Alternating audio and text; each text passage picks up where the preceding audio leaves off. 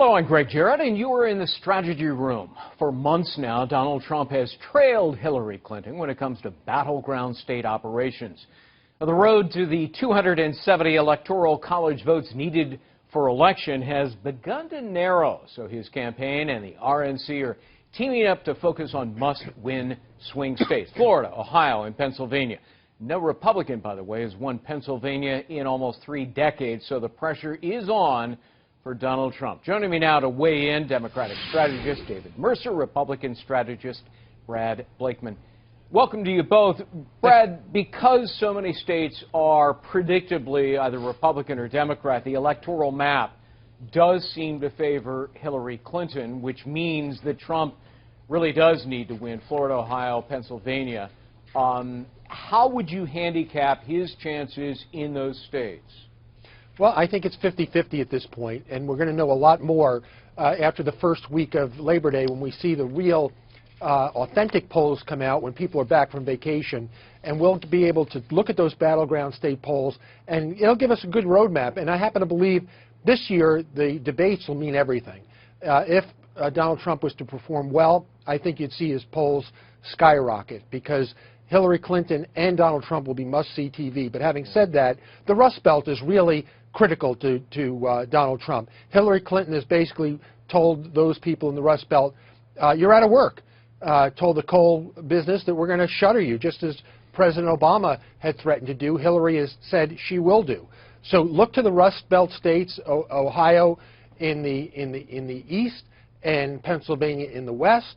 And, you know, as we know, Florida is claimed as the second home of Donald Trump. So I believe that the Rust Belt is going to turn this election. And, by the way, women are going to turn this election, which means Donald Trump has a lot of work to do. Well, David, it's true that Trump does have a home in Florida, but 24% of the voters there are Hispanic, and one can make an argument that his anti-immigrant rhetoric has alienated a great many of them.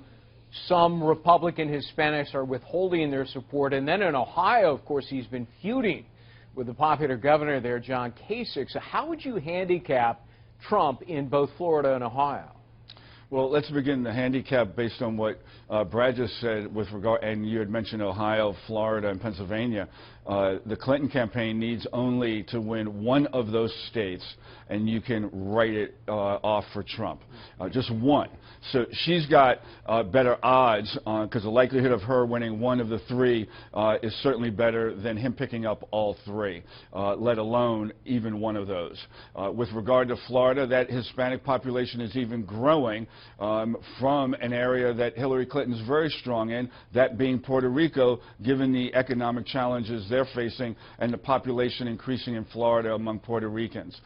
With regard to Ohio, he's not getting any invitations from either the governor or the senator, GOP Senator Portman, who is running for re-election. So I find it hard to believe that he comes away walking away with Ohio. And Kasich said as much. Without Ohio, he does not win this election. Brad, I always think it comes down to money and advertisement. As of mid-July, Trump's campaign and the super PACs have reserved, it's astonishing, only $655,000. About $500,000 in TV and radio ads.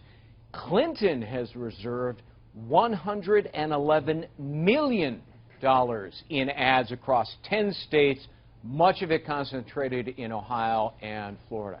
I mean, is Trump getting skunked here when it comes to money and ads? Yeah, he is. And look, he's come this far on the cheap. It doesn't mean that he's going to be able to win a general election on the cheap.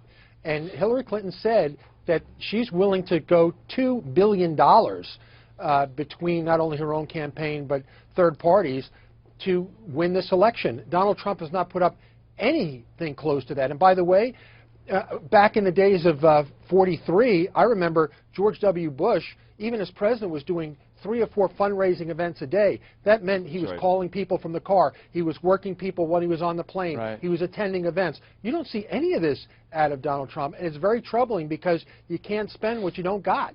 You know, David, I want you to react to that. It's not just money, and she holds an enormous advantage over him, and it doesn't look like he's going to be able to make it up in the remaining time. But she has a much bigger staff, 10 to 1 larger than his. better ground operations and get out the vote. And she's planning, as we mentioned, far more ads in both radio and television and internet. So why is he at such a disadvantage here? Because I think in what you pointed out about the Hillary campaign, she and Democrats and her campaign, those on it, have learned from years past. They took the best of what the Obama campaign did in 2008. They coupled it with what lessons they learned, the Hillary campaign learned in 2008, and are sticking very, very hard to fundamentals. And as you mentioned, her organization is 4 times the size of anything Trump is fielding. And I think you got to get Trump to get to the fundamentals and off of Twitter at 140 characters, because that will not get you there. And it also does not instill confidence for any staying power in a general election going down to November. David and Brad, thank you both for complete coverage of the 2016 election. Go to foxnews.com. I'm Greg Jarrett. Thanks for watching.